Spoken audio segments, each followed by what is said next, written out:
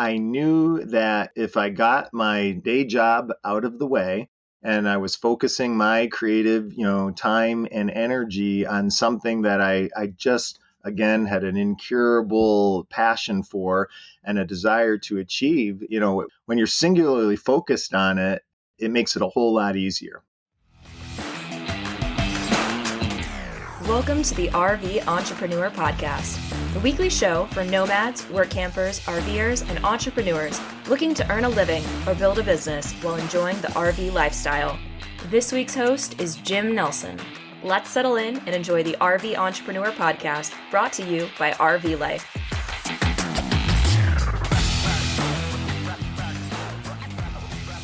Have you ever dreamed of owning a campground? I have. This is Jim with RV Life, your host for another fascinating discussion for the RV Entrepreneur Podcast. When Renee and I first hit the road, we thought about buying a campground. I've also thought it might be fun to build one too. But we quickly discovered how much money, blood, sweat, and tears it takes to manage and grow a successful park. We did look into it seriously for a while. Aside from the money, the time it would take to get any campground we could afford up to our standards and turn a profit scared us away. I mean, how do you ever get a break as a campground owner? We put that dream away in a box far up on a shelf, and we'll probably never dust it off again. But earlier this year, I read the CNBC story about how Mark and Karla Lemoine purchased a KOA campground and are now living a healthier lifestyle and happier life. But how could that be? Mark had a very lucrative, comfortable government job. Yet they took the leap and bought a KOA for a sizable investment. Then they poured more money into the place. I mean, how stressful can that get? Well, coming up on their 8-year anniversary of fleeing the default life and launching their campground career, they couldn't be happier with the decision. I talked with Mark about that decision process and what it was like, and the research they did before diving in.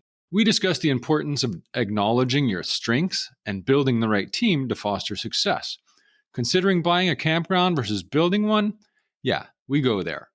Mark also shares some of the common obstacles of campground management and how he overcame them, as well as procedures they put in place to preempt the stress of day-to-day operations and that worry about the future. We talk about hiring work campers and coping with the fear factor impacting major financial decisions. And finally, we dive into the importance of having purpose in the work you do with a discussion about care camps. So, if you've ever thought about buying a campground, hear what Mark has to say. And check the show notes for links to that article and more. But first, check this out, and we'll be right back.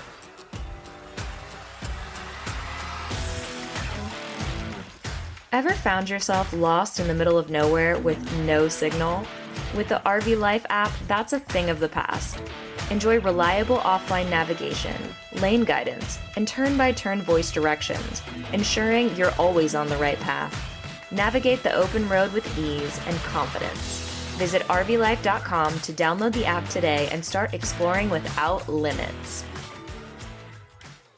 Mark, thanks so much for joining me. I really appreciate you taking the time here. My pleasure. I first learned about you back in June when CNBC covered your story for their How I Made It series. That profile dives into how you and your wife, Karla, purchased a KOA campground in Coloma, Michigan in 2016, I believe. It also details the considerable investment you poured into that place. So tell me, 7 years later, do you feel like you've made it? We definitely have, although, it was a terrifying process as well. But now on the other side, I can see it in its full picture and hopefully give your listeners a little bit of encouragement if they're thinking of doing the same. Awesome. I want to dive into all that. Where is Coloma? So Coloma, Michigan is in beautiful southwest Michigan. We are literally about a half an hour north of South Bend, Indiana, an hour and 15 minutes outside of downtown Chicago, 2 miles from beautiful Lake Michigan, which is a freshwater ocean. If any of your listeners have never seen a Great Lake, you don't see Chicago or Wisconsin on the other side. It is a freshwater ocean. People come for the vineyards, the beaches, the vineyards, and the orchards in Southwest, and primarily in June, July, and August. This is a KOA holiday campground, right? How big is the park, and what type of amenities do you offer? Sure. Yeah. So our park is on 40 acres of beautiful land. We've got 20 acres is what's developed with the sites on them, and then we also own 20 acres of woods with a nature trail and the river going through it, which is really tranquil for given the area. 2024, we will be celebrating our 50th year in business in Southwest Michigan. And my wife and I are really only the second owners. We bought the park in 2016, as you said, from its original owners, and Wow. have been very honored to breathe new life into it with our ideas and modernize the park a bit, and really just meet the needs of our guests. We're going to get into about how you did that. And you mentioned summer being the peak season. Are you open year round? We are only open seasonal, middle of April till middle of October, which is pretty typical of the majority of campgrounds that are north of the Mason-Dixon line. It's one part infrastructure and one part just sheer exhaustion. I I, bet. there's my wife and I, we say, we genuinely love every one of our guests who come and stay with us. We're glad to see them come, but at the end of 6 months, we're glad to see them all leave as well. Okay. So that kind of leads into my first kind of question here about as a campground owner, you've got to be busy. I'm sure many of our listeners have toyed with the idea of buying a campground. Renee and I did our first year on the road out there, and we seriously looked into a few. But the ones in our price range were pretty small or they needed serious improvements. But the one thing that struck me was you never get away. Owning a campground is your life, right? I mean, it seems like a lot of work, 365 days a year, always on call. Do you ever get a break? We do, and it's through managing it and building a great team that we now have. I think emotionally, I describe owning and operating a campground. It's like having friends and family at your house for 6 months straight, 24 hours a day. And we very quickly learned that we could never sleep, stay awake all the time, and we would still fail to meet our guests' expectations. So you very quickly learn how to put some healthy boundaries in place. Overwhelming majority of guests are wonderful, but the responsibility of just making sure everything's clean, everything's working properly, is Uncle Billy drinking too much, all of those things happen, on a regular basis.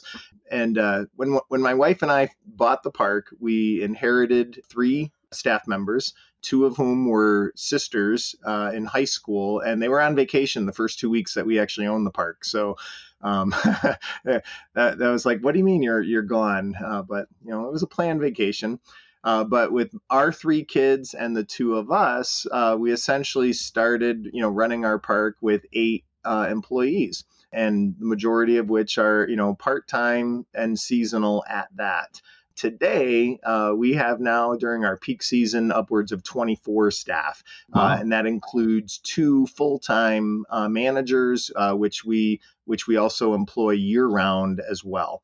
That has been a godsend, but you can't do that right away. When we bought the park, I mean, it was literally the Mark and Karla show 24/7. We were doing everything because we had to. And I'm glad we did, but I'm also glad that, we've been able to grow the business up to a level now and employ others. And with a seasonal campground, you do get a break. Come wintertime, you told me you're now down in Palm Springs. You are living the RV life, and this is technically the RV Life Entrepreneur Podcast. So I ask all my guests these first couple of questions. When were you first introduced to the RV life, and what does that look like now? Yeah, it's core to who my wife and I are. I mean, we both grew up camping when our kids were younger. RVing literally was our vacation time. I mean, it's what defined our summers, largely at state parks. But we also, when they were younger, hooked up the trailer, leaving Michigan, traveling as far west as Yellowstone and as far east as Boston and Maine, and really just enjoyed, the flexibility of seeing new places, meeting new people, but always being able to sleep in your own bed each night. Shifting gears to buying the campground, it was a natural transition. I mean, we still love camping, we still love RVing and being out and about, and fixing up a almost at the time 46-year-old campground or 42-year-old campground, fixing that up timed very nicely with all four of our kids leaving the nest. So my four kids are now all adults. They're all married. We don't yet have the gravitational pull of grandkids. So rather than sitting around waiting for them to, invite us into their busy young adult lives, my wife and I, when the campground closes, we head out of Dodge and we chase the sun. That's perfect. And being an entrepreneur, what does that mean to you? I describe it as instead of working for the man, I now am the man. With that, though, any entrepreneur will know that that doesn't mean that life is easy. It doesn't mean that every day is vacation. I mean, I work every day, whether it's checking emails or paying bills and doing marketing, taxes, the administrative side of actually running the business, and that happens year round. When we're physically not on the property, you still have to make sure that the gears are moving in preparation for the upcoming season. So, but we do have the flexibility now to be able to travel. I can work doing the admin responsibilities from anywhere, and we take advantage of that and very much enjoy it. Awesome. Let's talk about your previous life just for a second. I understand you had a pretty comfortable, quote unquote, stable government job. Was it in operations or anything related to what you're doing, or what was that prior job, and when did you leave to take over this campground? Yeah, I grew up. You remember the show Family Ties? Oh, sure. Okay, well, I was Alex P. Keaton. I grew up in a very I grew up in an apolitical family, but just had this undescribable interest in current events. I abhor politics and the ugliness that most Americans share, but I truly got into the world of government thinking I'm going to make a difference, and I did. I know I did, but after 24 years, I was a political science major. I worked in the Michigan legislature, lobbied for 16 years at the state and federal level. And after 4 years of doing that, I was exhausted. So I met with a mentor, as I shared on CNBC, very successful business owner who I respected highly. And I just said, I can't imagine doing this for another 15, 20 years. Do you have any suggestions? And he posed two questions. He says, if you could do anything in the world, what would it be? And before you answer that, if you don't change something dramatic about what you're doing, fast forward to when you're 80 years old, looking back at life, what do you regret not trying? And the answer needs to be the same. And I immediately, without hesitation, said, you're going to think I'm crazy, but I've always wanted to own and operate a campground. And that was really the impetus that started us on this journey. That's awesome. It kind of answers my next question, which is what on earth made you want to buy a campground? But how did that opportunity arise? And how did you find the one that was the one? And when did you go for that? Yeah, so as I shared, with most of our travels through the years, I mean, we too benefited and enjoyed, the state parks and national parks, largely because they're gorgeous tracts of land, relatively more affordable than private parks. But when you're looking to getting into the business, obviously, it's a for-profit model. And during our national travels out to Yellowstone and Boston and Maine is when we became introduced with Campgrounds of America, where we discovered, hey, here are these, private campgrounds that are run by, private individuals with great amenities. They're clean, they're safe. Our kids loved it, and the ease with which we can make a reservation, at any KOA across the system, we're pretty excited. So, like a lot of now my fellow KOA owners, we simply, at the bottom of KOA.com is a link called Own a KOA. And we clicked on that and ended up attending a buyer's workshop where KOA, for a 3-day period, gives you the good, bad, and ugly of owning a campground, while also making sure that we were legitimate and credible franchisees that had more than a couple pennies to rub together. And through that process, it allowed us access to all of the KOAs that were for sale at the time that we were looking. And so we identified 4 properties that we were very much interested in. Only one of them was in Michigan, but that ultimately ended up being the one that we closed on. So I can't think of a better way to be in business. I describe it as I'm in business for myself, but I'm not alone. KOA they're a great partner, and they bring a lot of resources through the franchise arrangement that really supports entrepreneurs like myself and my wife. So I know that wasn't an easy process, but it seems like they had methods in place to help lead new campground owners down that road. But what was the initial decision process like? Was Karla immediately on board, or what kind of research did you do before jumping down the KOA hole? Yeah, going into business with your spouse definitely is not for everybody, but Oh, I we know. mastered wallpapering and painting. So, the reality is, Jim, through the years, we always talked about doing this. And after that, lunch meeting with the business owner and the challenging 2 questions that he'd given me, I came home, and normally when I would talk to my wife about, we should do this, she would tell me to, suck it up, buttercup, get back out in the marketplace, earn the living for, herself and the kids. And this is just who we are, and, the way life needs to be. But for the first time, when we would have that conversation, rather than telling, me to just suck it up and get back out there, she said, why not? And no hesitation. And it actually, floored me. So I had to confirm that, was she serious? And she confirmed that she was, and she agreed that if we didn't do this now, we would always wonder what if. And with her support and her blessing, we put wheels into motion and started doing the research that we needed, connecting with KOA very directly, and it worked. Within a 6-month period, we sold everything we owned and bought the campground. Sounds a little familiar. It's definitely great when both parties are on board. My whole journey 16 years ago started with my wife saying, I got an idea. And that ended up, selling a business and hitting the road and putting stuff in storage and went on and on. But most people would really consider what you did a pretty serious, risky venture. I mean, you cashed out a good chunk of your retirement to make it happen. Then you turned around and invested even more on improvements. How did you know this was going to pay off? Well, you don't, is the truthful answer.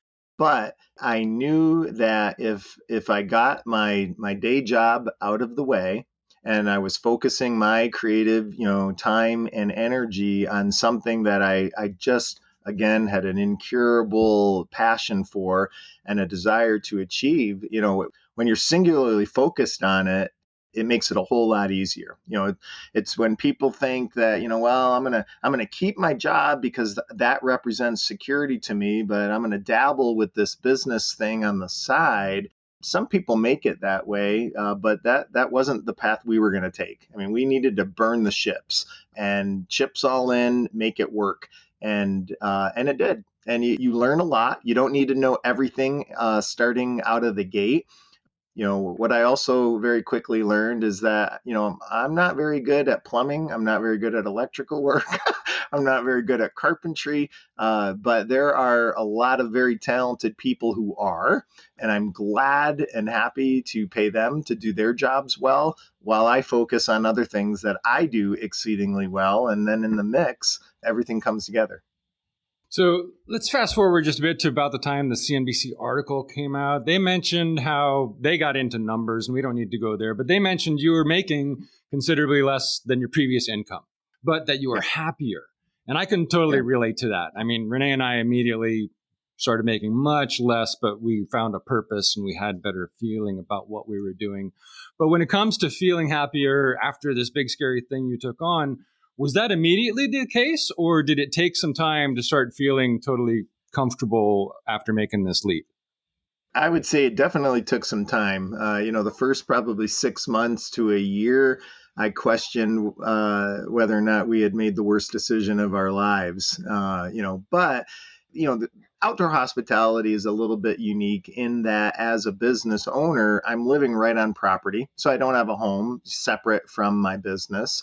My commute is 15 steps. So I really only needed one vehicle. We got rid of one. I'm in I work for a brand that, wears yellow shirts all the time. So, my uniform was now already, my daily clothing was already pre-selected for me. So, in the end, you discovered very quickly that, we just lowered our lifestyle, and we lowered the demands that we needed on a personal level for financial resources to support a life outside of work, because work became our lives.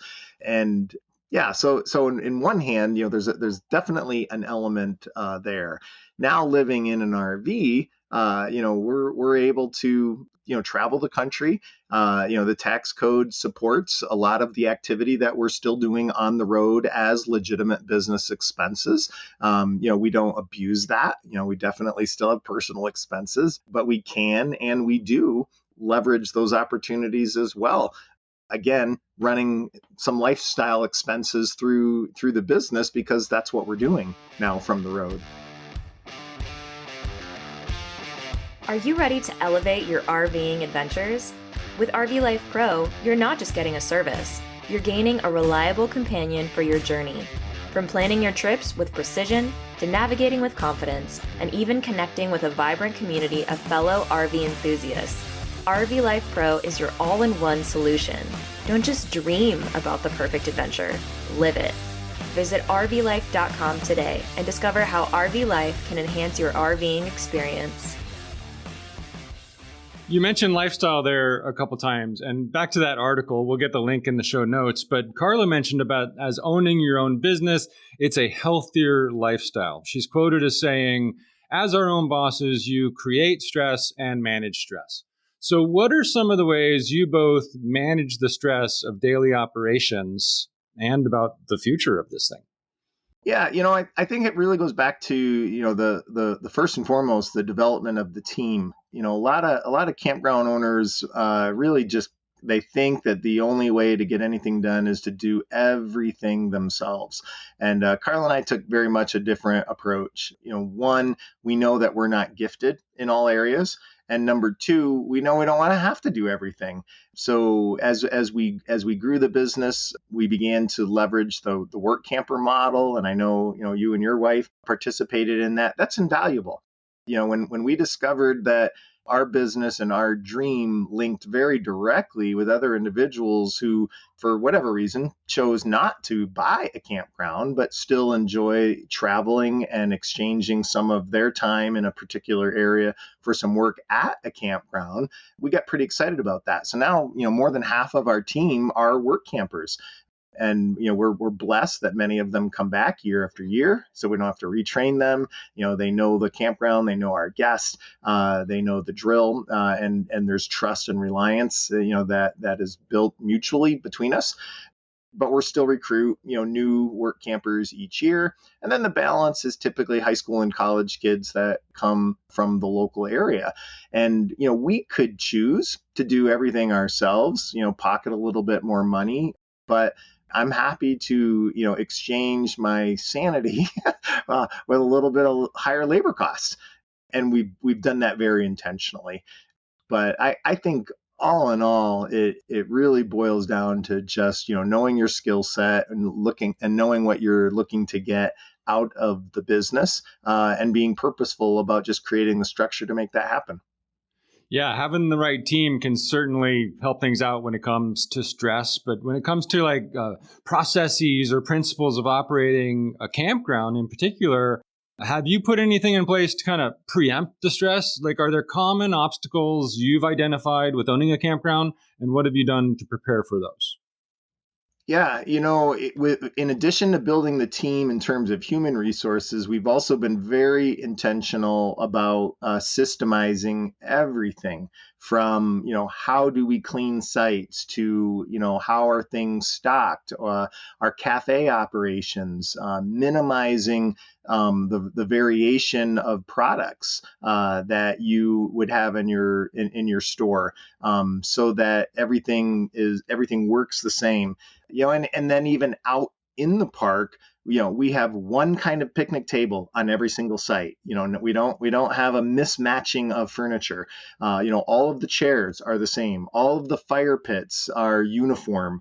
It helps not only from an operational standpoint, if anything needed to be replaced or repaired, but I also believe it adds tremendously to just the aesthetically pleasingness of the property. Everything looks like it belongs and it's in order, as opposed to just it's a place outdoors, but then after that, all of the, everything else, there's variety. I don't like variety. I like continuity, and I think our guests do too. They do, and having a model like that does kind of preempt any stress, because if something breaks, where to get it because it's the same kind. But for anyone out there considering buying a campground, what recommendations do you have? Yeah, I mean, I'll first say, it's never been a better time to be in the industry. Huh. Records show, especially post pandemic, literally 30 million Americans who never camped a day in their lives or hadn't camped in a long time are now coming out on a regular basis. And that was in addition to the 60 million that were previously doing it. So, today, about 1/3 of Americans are pursuing very actively outdoor recreation. So it's definitely a good business to be in. The need is there, the demand is there. There are a lot of good actors in this industry. I think most of us have a genuine heart and operate our campgrounds like we're opening up our homes to them. But there's also an opportunity for people who are not yet in that business to find someone who, let's just say, maybe not isn't having as much fun or isn't as youthful as they used to be. Like a good stock. Look for those properties. Look for the properties that are a little run down, a little worn, a little tired. And buy low and sell high. So you've got the support of an established brand and kind of some processes that you can jump through to get into a campground. What advice do you have for someone considering starting a campground versus buying an existing one? Like starting from scratch versus getting on board with something that's already running. Any thoughts there? Yeah, for Karla and I would think that this is still, largely the case. There's definitely excitement and energy with thinking I'm going to buy just, native land, that hasn't had anything on it. I'm going to build it all myself, and it's going to be beautiful and exactly the way I want it. You can do that, but the math is going to probably show that it's going to cost you, 3 to 4 times the amount of money. And then when you're all done with that construction and open up your gate, you don't have a single customer. I'm not discouraging you from doing that, but it was more effective for us to just turnkey, buy something that was already there, had a customer base. Literally on the very first day that we were the owners, we had money coming into us to support what we were doing, and we just continued to build it from there. That's really excellent advice. And I'm sure, though, getting into a KOA franchise or some sort of large resort operation is a far cry from buying a smaller, more affordable park, and definitely from starting one from scratch when you don't have an existing customer base. But the ROI might not be there if you're pouring money into improvements. Any thoughts on the folks that are leery of investing millions of dollars? I mean, when we were looking, it was like, oh, a couple $100,000, we could get a park, but then you got to pour money into it, or there's the money, the return might not be there. Whereas this larger thing costs $1 million or more dollars, but the return's there. So, what about those folks that are just like scared of that $1 million number? I think putting behind the fear factor what is indeed a big hurdle for anybody, and Karla and I had to wrestle with it too. I mean, even though we're on the other side of success now, we bought that park that needed millions of dollars in upgrades, and we just, one bite at a time, we pulled it off. And as a result, then the benefit is to us. We bought it on a lower level. We made those investments timely, strategic, and in nature. And now the park is performing. If you want to buy beautiful, you're going to pay for it. If you want to buy and build, into something that is nothing short of improvement, then that benefit's going to go back to you. I will say too, that you've got the difference between building versus buying something that's existing. But I also just want to give, another plug, even for KOA. I know that it's not necessarily a brand that's for everybody. There are some people that are repelled by the brand, but it worked for us as entrepreneurs. A lot of people think, well, if I just buy a private campground and I run it, I get to keep all of that money. That's true. But you're paying for your reservation system, you're paying for your marketing and your advertising, you're paying for, vendor relationships. You're spending an awful lot of time, energy, and money that we got on day one in exchange for the franchise fees. And the franchise fees, I view, being a part of a KOA rather than KOA taking a piece of what Karla and I do in Southwest Michigan. I have hired an entire team of people in Billings, Montana to support my activity. Well, you're clearly doing something right. You're living the healthier lifestyle. You definitely seem happier. So let's talk for a minute about being happy and about purpose. I'm a big believer in service first. I think true success is really attained by helping others and not just making more money. And you told me that you're on the board of directors for Care Camps. I discovered that's a KOA program, and it looks great. What is Care Camps, and why did you get involved? Yeah, Jim, thank you for giving me the opportunity to talk about that too. So I agree with everything you said. That I believe we all have natural talents that God has given us, and as a result, we have an obligation to use them to make a difference in the lives of others. And one of the ways that Karla and I both have been able to do that is through Care Camps. So Care Camps started actually from a caring group of KOA franchisees back in 1984, where they too were just looking for something good to do for others, and helping kids with cancer enjoy a specialized oncology camp experience just seemed like a natural fit.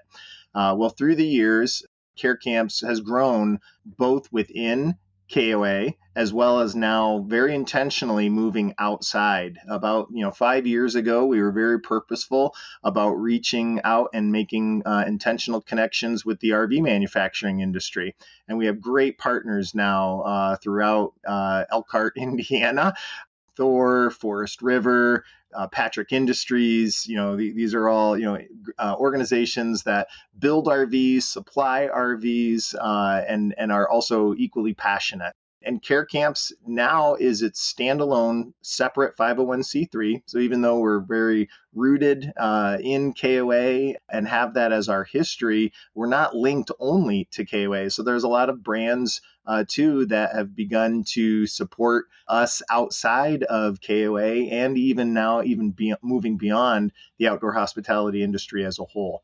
So there are 129 specialized oncology camps across North America, US, and Canada. And since our inception, we have raised more than $24 million to send kids with cancer to one of these camps, which typically it's a week-long program where they get specialized instruction and support from the staff to just be normal and to enjoy everything that you and I could think of as being a summer camp experience. That's awesome. Good for you for getting involved with that. So aside from that, what have been your biggest rewards since leaving the default life and launching your campground career? Well, we've been blessed as we've grown our business. We've been blessed now to host more than 15,000 guests each year at our property from all 50 states and as many as 15 international countries. So we just love being able to invest in the lives of our guests. They're exchanging their hard-earned money that they have made in doing whatever walk of life that they come from, whether they be retirees, whether they be just a family taking the weekend off or traveling across the country. They're coming to us looking to enjoy that time with their family and friends, and we feel privileged to be able to meet them and to deliver that in an exceptional way. That's got to be rewarding indeed. What has been the biggest challenge so far, and how did you overcome it? Well, the old saying that you probably have heard is, the best thing about this industry is the people. The worst part of this industry is the people. Sure. So, The demand is high, and yeah, there's some bad actors, that present themselves, and you realize that no matter what we do, we're not going to make everybody happy. But we try not to think about those folks quite as much as the more wonderful people who clearly are the majority. Finally, in the CNBC article, you describe how the park is now your retirement investment. So how far off is that if you're still loving what you do? We do love what we do. The average ownership today of a KOA is only 7 years. Wow. And somebody, they buy it, they make it a little better, and then they turn it. And we now just completed our 8th season. It's 7 calendar years, but I include 2016 as year 1 because it was a big year for us. We're excited. I mean, Karla and I are still in our early 50s. We've got a lot of energy, and obviously we have time before we just want to play pickleball for 24/7. And we've even grown to this defines who we are. I don't know what the answer is. I mean, that's kind of the conversation du jour between my wife and I of when have we had enough fun.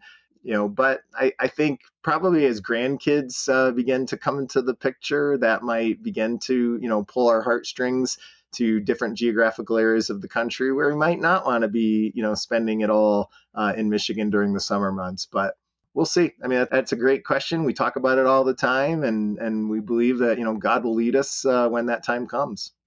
Well, I'm not a big fan of the word retirement. It almost like sounds being put out to pasture. And I believe when you're doing what you love, it's not really a goal you're striving towards. You're just, I see us, keeping to do what we do. Do you feel the same? I absolutely feel the same. One of my former pastors even once described, God's idea of retirement is death, which means as long as we've got breath in our lungs, we've got something to do. And I'm excited with what we're doing right now. So real quick, what's next for your KOA holiday in the coming years? Well, no moss grows underneath our feet for sure. Literally last week, we just replaced our septic tank. I know it's not as sexy for people. None of my guests will pay me more because we did it, but they won't pay me a dime if it doesn't work. So, it was, a 50-year-old system that needed some attention, and it got it. But in addition to that, we're continuing to make other investments that are more guest facing. We are in the process of upgrading the bandwidth on our property for high stream internet. So we look forward to introducing that or having that available to our guests in the future.